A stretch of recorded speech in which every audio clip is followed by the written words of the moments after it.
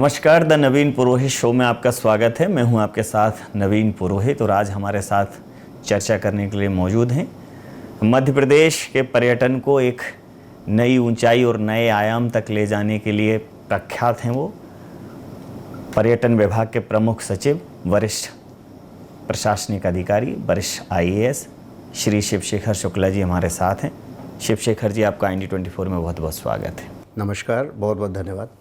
मध्य प्रदेश का अपना brand endorsement है पर्यटन का कि MP अजब है, MP गजब है और सेंट्रली लोकेटेड है। लेकिन अगर पर्यटन के मानचित्र पर देखें तो एक दशक पहले मध्य प्रदेश उतने अच्छे से स्थापित नहीं था। तो क्या कुछ चैलेंजेस आपको लगे कि मध्य प्रदेश को रिकॉग्नाइज बड़े लेवल पर किया जाए, स्टेट लेवल पर किया जाए, देश के लेवल पर किया जाए? जी, मध्य प्रदेश पर्यटन पिछले 15-20 वर्षों से लगातार अपना स्थान वर्ष प्रतिवर्ष बेहतर करता जा रहा है जी। और आज हमारे पूरे देश में पर्यटन की दृष्टि से देखने वाले जो प्रदेश हैं, जो अच्छे प्रदेश गिने जाते हैं, उनमें से टॉप के पहले 3 स्टेट्स में होती है। और जहाँ तक हमारे जो कमियाँ थीं या जिसके कारण हम वो स्थान नहीं पैदा कर पा रहे थे, मध्य प्रदेश ने बहुत ही सुविचारित तरीके से उन सारी चीज़ों पे काम किया। और जो हमारी अच्छाइयाँ हैं, वो इतनी अच्छाइयाँ हैं मध्य प्रदेश में, और पर्यटन की जो असीम संभावनाएं हैं, उनको बहुत अच्छे तरीके से प्रचारित प्रसारित भी किया है। और इन सभी जगहों को कैसे हम वर्ल्ड स्टेज पर लेके जाएं, जो आज का पर्यटक है वो क्या चाहता है, उनकी नब्ज़ को समझते हुए मध्य प्रदेश को विश्व मानचित्र पे बहुत प्रमुखता से अंकित किया गया है जी। तो मुझे खुशी है इस बात की कि मध्य प्रदेश पर्यटन अपना वो स्थान बना चुका है पूरे देश में और अंतर्राष्ट्रीय स्तर पर उभरता हुआ एक प्रदेश है जी। ये निश्चित रूप से मध्य प्रदेश के लिए गौरव की बात है कि हम टॉप 3 स्टेट में हैं। अगर हम टूरिज़्म के पॉइंट ऑफ व्यू से बात करें, मध्य प्रदेश में ट्राइबल्स बहुतायत में हैं और निश्चित रूप से इस देश की विविधता में ट्राइबल्स का जो कल्चर है, जनजातियों का जो कल्चर है, वो अपने आप में बेहद महत्वपूर्ण है। विश्व के दृष्टिकोण से देखें तो पूरा विश्व देखना चाहता है, समझना चाहता है उस कल्चर को। तो आपने मध्य प्रदेश में होम स्टे शुरू किया कि जनजाति समुदाय के नज़दीक लोग रहें, वो उनके कल्चर को वो देखें और वो कल्चर व्यवस्थित हो, उसी कल्चर से उनको आय के साधन भी मिलें। सामान्यतः जब मुख्य धारा में शामिल किया जाता है तो पता चलता है वो अपने रीति रिवाजों से, अपने संस्कारों से और जिन चीज़ों के लिए जाने जाते हैं उनसे दूर हो जाते हैं। तो वो उसी परिवेश में आधुनिकता का भी समावेश हो जाए और वो विश्व मानचित्र पर आ जाए, ये विचार कैसे आया? देखिए, कोविड के दौरान हमें बहुत कुछ सोचने और समझने का अवसर मिला। जब पूरी दुनिया में सभी प्रकार की पर्यटन गतिविधियां बिल्कुल बंद हो गई थीं और पूरी दुनिया एक नई राह तलाश रही थी कि आगे क्या होगा। आप ये सोचिए कि ये विश्वास करना मुश्किल होता है आज अगर हम वापस पलट के देखें। वो समय ऐसा था, पूरी दुनिया स्टैंड स्टिल हो गई थी। सारी फ्लाइट, सारी ट्रेन, सारे आवागमन के साधन एकदम बंद हो गया था और कोई सोच नहीं पा रहा था कि आगे होगा क्या इस दुनिया में, आगे वापस ये चीज़ें कभी हो पाएंगी अथवा नहीं हो पाएंगी। और उसके बाद जो पीरियड आया तो हमें काफ़ी कुछ सोचने समझने का अवसर प्राप्त हुआ। मध्य प्रदेश पर्यटन ने उस समय ये अनुभव किया कि आने वाले वर्षों में पर्यटन एक नई दिशा लेने वाला है और आम आदमी और जो समझदार जो इस दिशा में सोचते हैं, उन्होंने ये जान लिया है कि पर्यटन के जो हमारा रूटीन तरीका था सोचने का, वो अब कामयाब नहीं होगा। लोगों को अब दूसरे प्रकार के अनुभव चाहिए। एक अनुभव आधारित पर्यटन के ऊपर पूरा जोर आने वाला है। बहुत बढ़िया। और लोग ऐसी जगह जाना चाहते हैं जहाँ भीड़ भाड़ नहीं हो, जहाँ पर धक्का मुक्की नहीं हो, जहाँ पर अत्यंत व्यस्त जो जीवन जिसके वो आदी हो चुके हैं बड़े शहरों में रह करके, ऐसा ना हो करके एक बड़ा क्वाइट सा स्थान हो, बड़ा सीरीन हो, वहाँ पे बिल्कुल शांति से आदमी रह सके, वो अपने आप को अपने अंदर झांक सके, अपने आप से रिकनेक्ट कर सके अपने आप को। तो जब ये हमने अनुभव किया और समझा तो हमें ये भी समझ में आया कि मध्य प्रदेश से ज़्यादा बेहतर पूरे देश में शायद कोई जगह ऐसी होगी नहीं, क्योंकि हम अपने प्रदेश को बोलते हैं, अब हमने उसका नया टैगलाइन भी दिया है कि off beat multi speciality destination. यहाँ पे कोई भी पर्यटन स्थल उस प्रकार के पर्यटन स्थल नहीं है जैसे कि आमतौर पे देखे जाते हैं, जहाँ पे बहुत रश हो, बहुत जैम्स लग रहे हों, ट्रैफिक जैम हो और लोग आपाधापी में लगे हुए हों, अनाप शनाप वहाँ पे महंगाई हो। हमारे यहाँ के पर्यटन स्थल बहुत शांत, सुरम्य और बहुत जिसको बोला जाए ऑफ बीट भी हैं, थोड़ा दूर दराज भी हैं। तो ये हमें लगा सबसे एक हमारे लिए पॉजिटिव चीज़ है। सर एक आपको बीच में जैसे बहुत ही दो बड़े उम्दा शब्द आपने इस्तेमाल किए, एक शांत सुरम्य, लेकिन बहुत महत्वपूर्ण हो जाती है सुरक्षा। तो शांत, सुरम्य और सुरक्षित कि पर्यटन, जैसे Madhya Pradesh law and order को लेके कई बार एक वो जो घटनाक्रम के कुछ राष्ट्रीय पटल पर जब रहते हैं तो मध्य प्रदेश को वैसे भी शांति का टापू कहा जाता है, लेकिन पर्यटन में कि पर्यटकों की सुरक्षा और पर्यटकों को एक बहुत अच्छा माहौल देने के लिए क्या प्रयास किए गए कि ये बात बहुत हाईलाइट हुई हो कि मध्य प्रदेश न सिर्फ शांत सुरम्य है बल्कि सुरक्षित भी। जी बिल्कुल, बहुत महत्वपूर्ण है, बल्कि पर्यटकों की दृष्टि से ये सबसे महत्वपूर्ण है। कोई भी पर्यटक कहीं नई जगह जा कर के किसी मुसीबत में फंसना नहीं चाहता। वो स्वयं जा रहा हो, उसके फैमिली मेम्बर्स जा रहे हों, तो उसे ये बहुत बड़ी चिंता रहती है। मध्य प्रदेश में हम बड़े भाग्यशाली हैं कि इन जनरल कहीं भी आप कंपेयर कर लें तो हमारे प्रदेश का लॉ एंड ऑर्डर, यहाँ की जो यहाँ के लोगों में जो आतिथ्य सत्कार का भाव है, जो फ्रेंडलीनेस है, वो बहुत अच्छा है। और ये भी हमारे लिए एक बड़ा बहुत महत्वपूर्ण साबित हुआ जब हम इसको इस्टेब्लिश करते हैं नेशनल इंटरनेशनल लेवल पे जा कर के कि हम बहुत ही सुरक्षित पर्यटन स्थल हैं। परंतु इसको और बल देने के लिए हमने एक कॉन्शियसली एक स्कीम लॉन्च की जो अपने आप में पूरे देश में अनूठी स्कीम है। एग्जैक्टली वही मैं जानता जी, तो वो स्कीम हमने ऐसे लॉन्च की, उसका नाम है safe tourism destination for women, यानी महिलाओं के लिए सुरक्षित पर्यटन स्थल। तो हमारा ये मानना था यदि कोई महिला अकेले घूमने आती है, आजकल सोलो वुमेन ट्रैवलर्स का ट्रेंड है, तो भी अगर वो अपने को सुरक्षित महसूस करे, अगर वो सुरक्षित महसूस करती है तो कोई भी पर्यटक सुरक्षित महसूस कर सकता है। तो हमने बेस लाइन वहाँ पे बनाया और प्रदेश के जितने प्रमुख पर्यटन स्थल हैं 50 से ऊपर उनको चिन्हांकित किया और वहाँ पर बड़ी संख्या में महिलाओं और बच्चियों को हमने 2 प्रकार की ट्रेनिंग्स दी।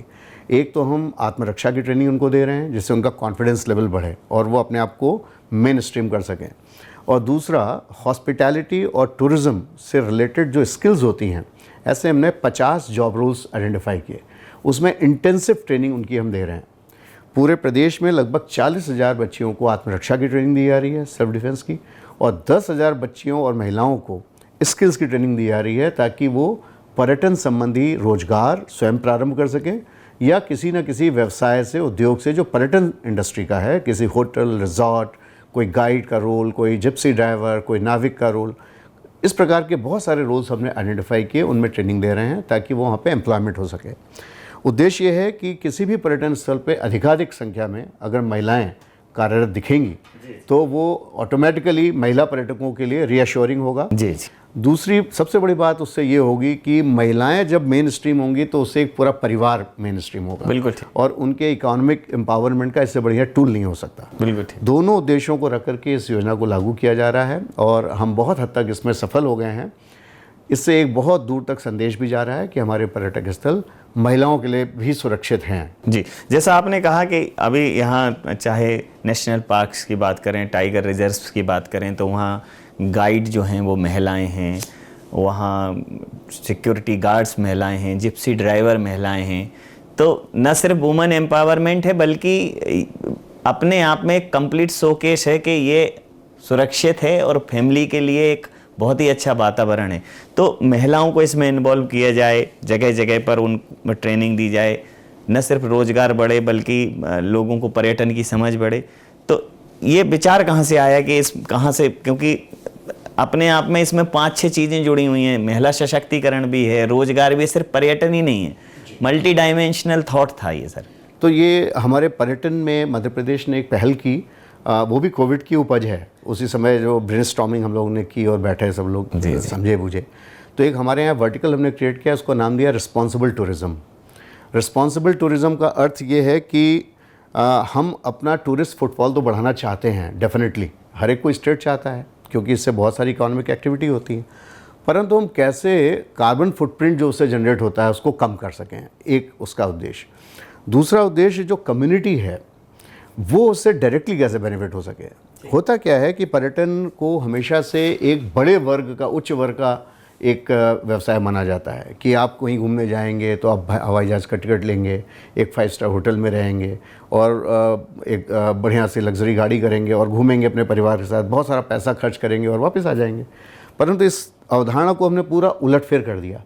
जो आपने सबसे पहला प्रश्न पूछा था, ग्रामीण पर्यटन, वो इस रिस्पॉन्सिबल टूरिज़्म का एक भाग है जी। और वो भी कम्युनिटी से डायरेक्ट इसलिए रिलेट किया कि अगर आज के हमारी जनरेशन, जो नई जनरेशन आ रही है बड़े शहरों में, उन्हें गांव कैसे होते हैं इसका बहुत सारे परिवारों को अंदाज ही नहीं है। ठीक बात। उन्होंने अमरूद खाया है मगर अमरूद का पेड़ नहीं देखा, उन्होंने आम खाया है, आम का पेड़ नहीं देखा, उन्हें मालूम नहीं खेती कैसे होती है और रबी क्या होती है, खरीफ क्या होती है।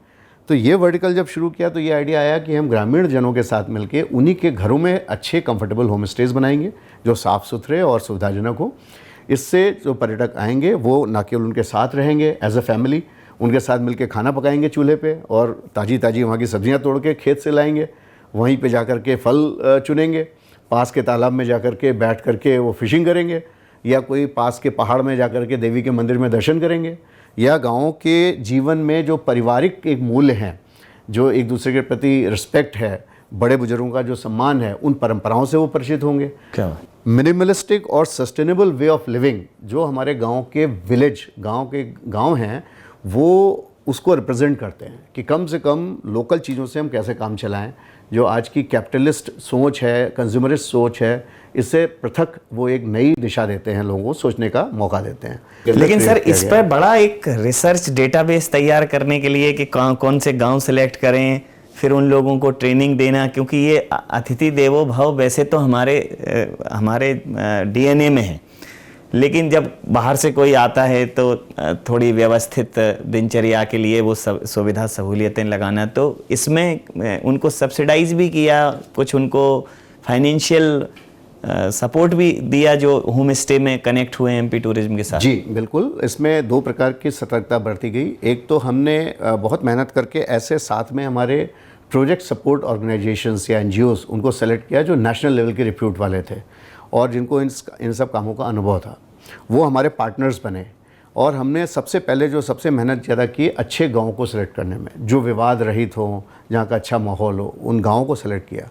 उन गाँव में भी बहुत अच्छे हितग्राही जो पॉजिटिव मानसिकता के हों और कुछ करने की इच्छा रखते हों, ऐसे परिवारों को सेलेक्ट किया। इसमें कोई सबसे ज़्यादा एनर्जी उसमें लगाई गई।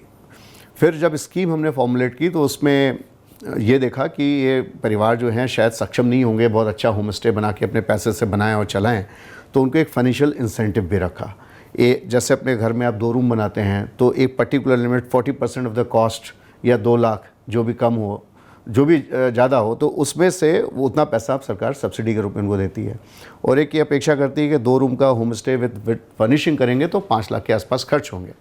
फिर उनकी ट्रेनिंग करवाई, कैसे हाउस कीपिंग करते हैं, कैसे साफ़ सफाई का ध्यान रखते हैं, कैसे सर्व करते हैं, क्या बात, उनके मेन्यू सेट कराए और उस गांव में क्या क्या एक्टिविटीज़ हो सकती हैं इंगेज करने के लिए, क्योंकि कोई पर्यटक केवल गांव में कमरे में रहने नहीं जाएगा। ठीक बात। तो वहाँ की बहुत सारी गतिविधियों का संकलन गांव के हिसाब से कराया, उनकी ट्रेनिंग कराई, इन लोगों को दूसरे किसी भी प्रदेश में अच्छा काम हो रहा है वहाँ देखने के लिए भेजा। तो हर प्रकार से हैंड होल्डिंग इनकी इस प्रकार से की कि वो सक्षम हो जाएं, वो अपना खुद एंटरप्रेन्योर के रूप में उसको चला सकें। दूसरी ओर ये चलाएंगे, इनके बाज़ार तक पहुंच कैसे होगी, तो उसके लिए हमने जितने भी ई-कॉमर्स प्लेटफॉर्म्स होते हैं, एयरबीएनबी, अन्य, उन सबसे इनको सीधे लिंक किया। आज इन गाँवों में पर्यटक, विदेशी पर्यटक सीधे उन माध्यमों से यहाँ बुक करते हैं और वो आकर के सीधे गाँव में रहना शुरू कर दिए। लेकिन जब आप गोवा के डीप में जाते हैं तो पाते हैं जहाँ क्राउड नहीं है, तो वहाँ जो फॉरेनर्स हैं, जो फॉरेन टूरिस्ट हैं, वो आके होम स्टे करते हैं 10 दिन, 15 दिन, 20 दिन, कई बार तो महीने, खासकर जो बॉर्डर एरिया हैं। तो ये निश्चित रूप से उन गाँव की इकोनॉमी, क्योंकि बहुत ज़्यादा शहरीकरण नहीं है गोवा में, लेकिन गांव बड़ा सशक्त है, हर गांव में लोग एंटरप्रेन्योर हैं, टैक्सी हैं लोगों के पास, तो पर्यटन से बड़ी असीम संभावनाएं जुड़ती हैं। तो सर जैसे इस टाइप के जो आज मध्य प्रदेश में देखा जाए करीब 230 विधानसभा हैं, तो ऐसे कितने हमने टूरिस्ट विलेज सर डेवलप किए हैं और ऐसे कितने नए टूरिस्ट स्पॉट डेवलप किए हैं जिनको जो लाइट में आए हों सर? जहाँ तक विलेज टूरिज़्म की बात है, जो हमने अभी बताया आपको, इसमें हम अभी 1000 होम स्टेज पे काम कर रहे हैं और 120 गांव में ये 1000 के ऊपर होम स्टेज में काम चल रहा है, जिसमें 150 के ऊपर होम स्टेज फंक्शनल हैं, तैयार होकर के चालू हैं, वहाँ गेस्ट आके रुकने लग गए हैं और अच्छी उनकी इनकम भी हो रही है होम स्टे ओनर्स की, उनका उत्साह भी बहुत इससे बढ़ा है। ऐसा सर कोई फंक्शन बनाया हुआ है, कोई मतलब इस टाइप का सॉफ्टवेयर या डेटाबेस के जो होम स्टे हैं वो पहले टूरिज्म आपके यहाँ रजिस्टर करा सकें डिपार्टमेंट में, ताकि ये पता रहे कि किसके यहाँ विदेशी पर्यटक पहुँच रहे हैं या पर्यटक पहुँच रहे हैं? क्योंकि इतने डीप और इतने बड़े लेवल पर जब काम करते हैं तो एक छोटी सी भी कोई चूक हो जाए तो कितना अच्छा किया वो सब धुल जाता है, तो बड़ी निगरानी भी बरतने की आवश्यकता है। 2 चीज़ें इसमें, जो होम स्टेज हमारे सपोर्ट से बन रहे हैं, डायरेक्ट सपोर्ट से, उनका तो पूरा हमारे पास डेटाबेस भी रहता है और हमारा नियंत्रण भी रहता है।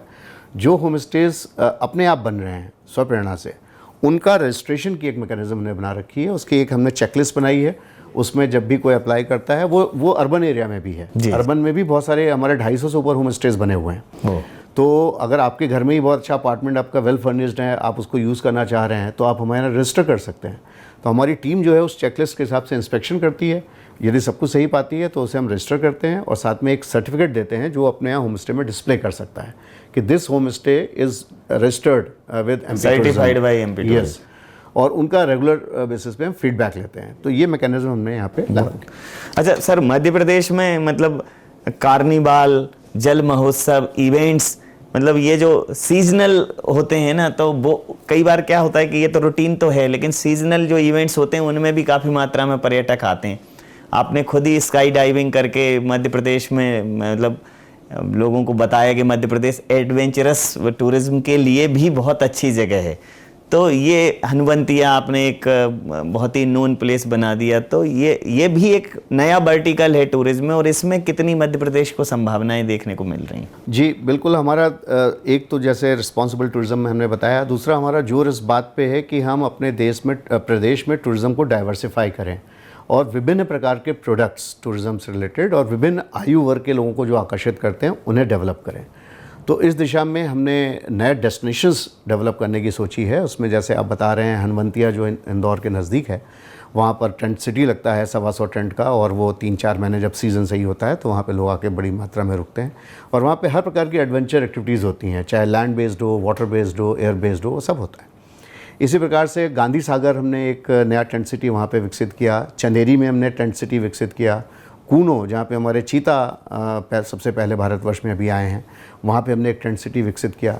आने वाले समय में हम ओरछा, मांडू, तामिया, अमरकंटक, इन सभी जगहों में टेंट सिटी विकसित कर रहे हैं। मध्य प्रदेश को सर अगर धार्मिक दृष्टिकोण से देखें तो मध्य प्रदेश धार्मिक स्थलों से परिपूर्ण प्रदेश है, और यहाँ जो 12 ज्योतिर्लिंग में से 2 ज्योतिर्लिंग हैं, महाकाल लोक और अब तमाम बड़े धार्मिक स्थलों का राम राजा लोक, तो ये सब सरकार डेवलप कर रही है।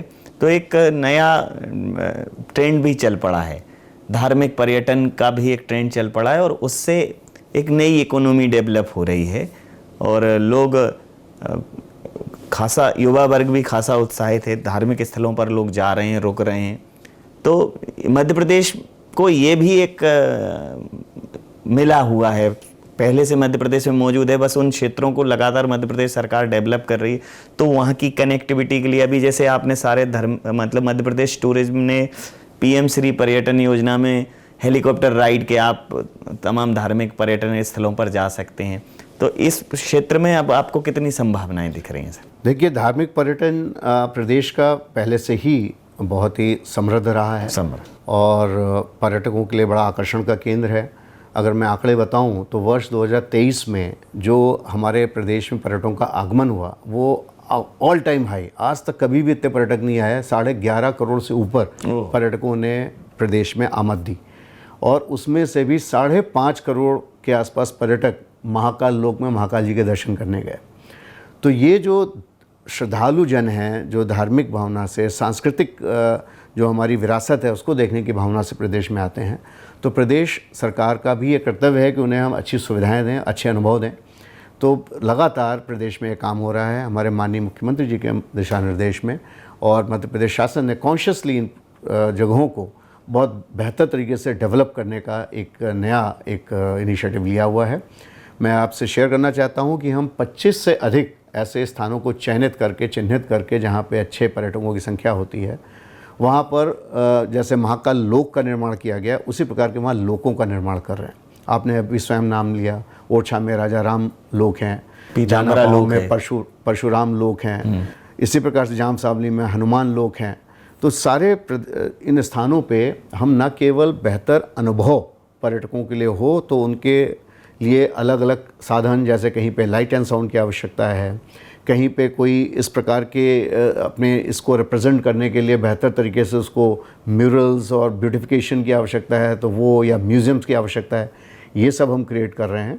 एक और तो ऐसी बात हो रही है, और दूसरी ओर हम यहाँ पर बेहतर सुविधाएं दे रहे हैं। जैसे कोई पर्यटक जाते हैं तो उन्हें हर प्रकार की सुविधा हो, दर्शन करने में कोई परेशानी नहीं हो। तो जो एमिनिटीज़ होती हैं, बढ़िया toilets, neat and clean, drinking water, resting places, वहाँ पे इंटरनल वहाँ पे जो ट्रांसपोर्ट के साधन हैं, और प्लस इन जगहों को कनेक्ट करने के लिए आपने जैसे कहा कि इंटर डेस्टिनेशन कनेक्टिविटी, तो उसके लिए हमने जैसे वायु पर्यटन सेवा शुरू की है। 8 स्थानों को सीधे सीधे वायुयान से जोड़ दिया है। इंदौर, ग्वालियर और जबलपुर के मुख्य एयरपोर्ट हैं जहाँ दिल्ली बम्बई से फ़्लाइट्स आती हैं, उन्हें हमने बाकी जगहों से जोड़ दिया है। उज्जैन, सीधी, रीवा, खजुराहो, इस प्रकार की जगहों को कनेक्ट कर दिया है, 8 जगहों को। वैसे तो ही इनकी सर बुकिंग एमपी टूरिज्म के थ्रू की जा सकती है? ये हमने पीपीपी मोड में किया है। तो जिस ऑपरेटर ने वायुयान सेवा शुरू की है, उनकी flyola.in करके साइट है, और उसमें ऑनलाइन बुकिंग सिस्टम है। तो कोई भी अपनी सुविधा अनुसार जब उपलब्धता हो तो वो अपनी टिकट बुक कर सकते हैं। अच्छा सर, एमपी टूरिज्म के खुद के अपने होटल्स हैं, खुद एमपी टूरिज्म का अपना एक इंफ्रास्ट्रक्चर है, साथ में निवेशकों को भी आकर्षित करने के लिए स्कीम्स हैं। तो कई बार क्या होता है, जब हमारा खुद का एक इंफ्रास्ट्रक्चर होता है तो वो एक रोल मॉडल होता है। तो लगभग सभी प्लेसेस पे है, तो एक कॉरपोरेशन भी सर काम करता है, उसके विषय में जानना चाहता था कि क्या उसकी सर समानांतर कैसे, क्या इंटरकनेक्टिविटी रहती है उसकी? तो ये Madhya Pradesh state tourism corporation जो होता है, ये हमारे मध्य प्रदेश पर्यटन का हिस्सा है, और इसका मुख्य जिम्मा है कि हमारे 70 के ऊपर हमारे अपने होटल्स एंड रिजॉर्ट्स हैं। जितने प्रमुख पर्यटन स्थल हैं, सभी जगह पे बहुत सुविधाजनक और बहुत ही वेल मेंटेन्ड और बहुत अच्छी सर्विसेज जहाँ प्रोवाइड की जाती हैं, ऐसे होटल्स एंड रिजॉर्ट्स हैं। और हमारी एक बहुत बड़ी फ़ैन फॉलोइंग है। जो लोग MPT कहलाता है, मध्य प्रदेश टू MPT के होटल्स में रुकते हैं, वो फिर कहीं और रुकते ही नहीं। जितना इकोनॉमिकल और जितनी बेहतर सर्विस, हाईवेज पर भी सर MPT के आपने वो मोटेल्स, जी मोटेल्स का एक कल्चर, जैसे इंदौर का एक बड़ा फेमस, इंदौर भोपाल के बीच में एक है, तो लोग वहाँ रुकते ही हैं, वो डोडी। जी, डोडी। जी। तो मिडवे डोडी जो आपने बताया, वे साइड एमिनिटीज़ हम इनको बोलते हैं। ये WSA इसलिए बनाई जाती हैं, लंबी यात्रा में रोड से जा रहे हैं तो बीच में आप रुक करके फ्रेश हो सकें, कुछ चाय नाश्ता कर सकें, खा पी सकें। और अगर वहाँ पे स्थान है तो वहाँ पे 6, 8, 10 कमरों का एक छोटा सा रुकने का भी स्थान, की रात में लेट हो गए, आपको लगता है यहीं पे स्टे करना चाहिए, थकान ज़्यादा है, रुक गए वहाँ पे।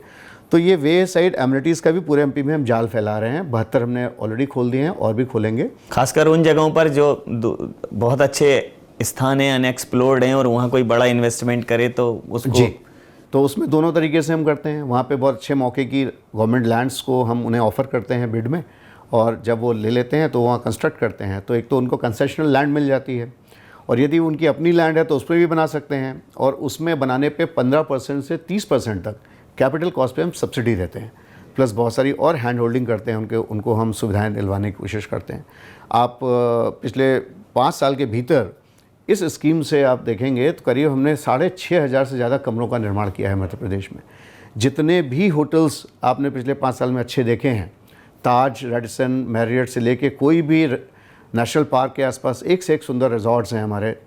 ताज सफारीज़ की पूरी चेन है हमारे यहाँ। ये सारे हमारी इसी पॉलिसी से हैं। क्या बात।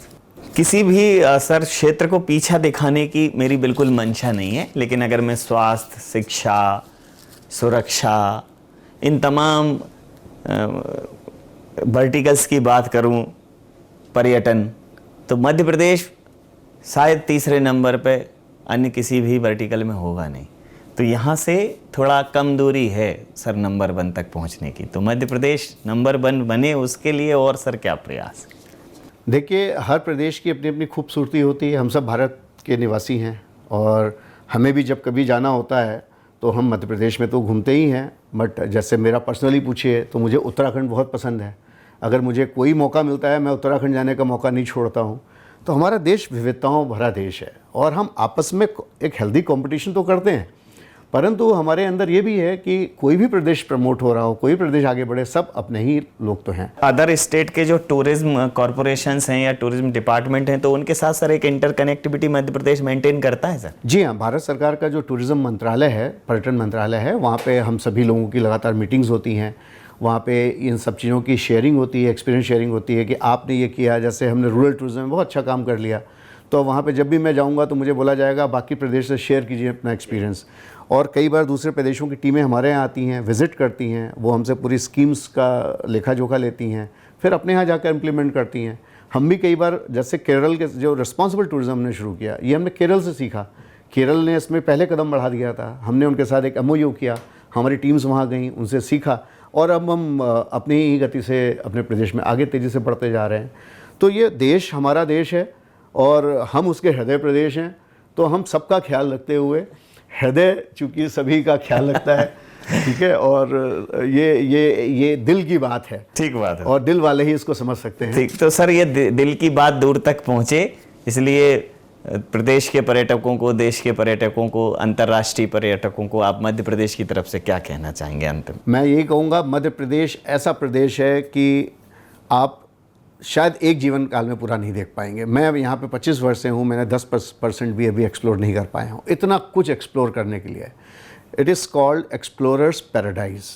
It is known as off beat multi speciality destination. When I say multi speciality, इसका मतलब यहाँ पे हर आयु वर्ग के लिए कुछ ना कुछ है। तो हर रंग है मध्य प्रदेश में, उमंग है मध्य प्रदेश में, विविधता में एकता का ढंग है मध्य प्रदेश में, ईमान है मध्य प्रदेश में, सम्मान है मध्य प्रदेश में, देवता समान मेहमान है मध्य प्रदेश में, वादियों का प्रदेश है, बहार है मध्य प्रदेश में, ईद दीप रास रंग फाग है इस प्रदेश में। तो मल्टी डायमेंशनल है और घूमने के लिए मध्य प्रदेश का दिल जो है, मध्य प्रदेश के हृदय के द्वार आपके लिए खुले हैं।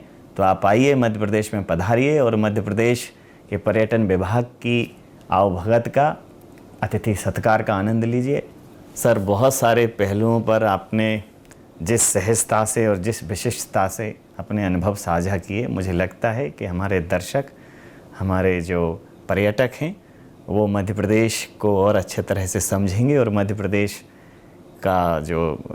प्रदेश को विजिट करेंगे, मध्य प्रदेश आएंगे। सर, आपका बहुत धन्यवाद, बहुत आभार। बहुत बहुत धन्यवाद, आपने हमें यहाँ बुलाया और अपने दर्शकों से रूबरू कराया। मैं आप सबका बहुत आभारी हूँ।